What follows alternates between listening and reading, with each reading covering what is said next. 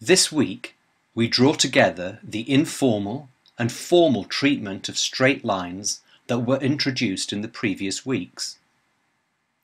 By the end of the week, you should have a good understanding of the equation of a straight line and the significance of the terms or numbers which appear in the equation. You should be able to recognize the equation of a straight line and be able to use the equation to describe properties of the line. You should be able to carry out several routine calculations which are commonly required when dealing with straight line equations in scientific and engineering situations, such as identifying the gradient of the line. During the week, you'll have the opportunity to watch video explanations and mathematical worked examples and to try exercises for yourself. As before, we strongly encourage you to try the exercises before checking your answers with the fully worked solutions we provide. There are several quizzes that enable you to check your progress as you move through the week's material, and we continue to add new terminology to the cumulative glossary. Once again, you will hear from a leading Loughborough scientist or engineer about aspects of their own work. In the worked examples and in the quizzes, we will look at several equations of the sort that can arise in scientific and engineering applications. You will see examples that can arise in the study of chemistry, physics, mechanics, electrical and electronic engineering, materials engineering, and civil engineering. Finally, we will look ahead to where your studies might go from here.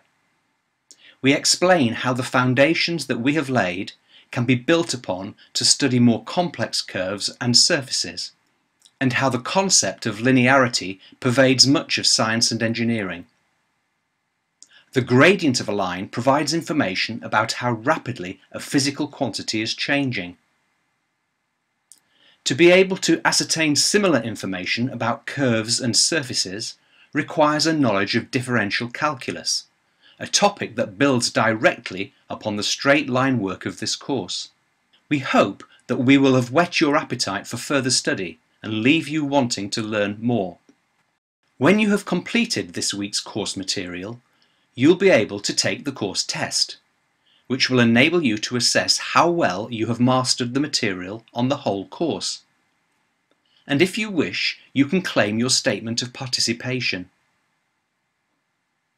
Finally, we'll ask you to reflect on what you have learned and provide us with some feedback which will inform future course development. You'll need to plot some graphs, and to help you to do this, you can print off graph paper from the link provided. You will also need a ruler, pencil or pen, and you may find a calculator helpful, although not essential.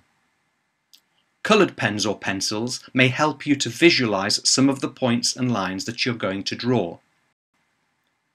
Upon completion of this week's material, you will understand the significance of the constants m and c in the equation y equals mx plus c. You'll be able to write down the equation of a line when you are given its gradient and its intercept.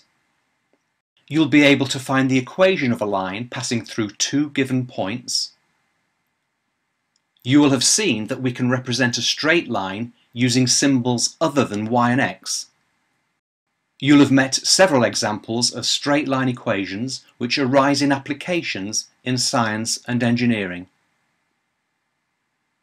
Finally, you'll be aware of where your study of scientific and engineering mathematics might go from here.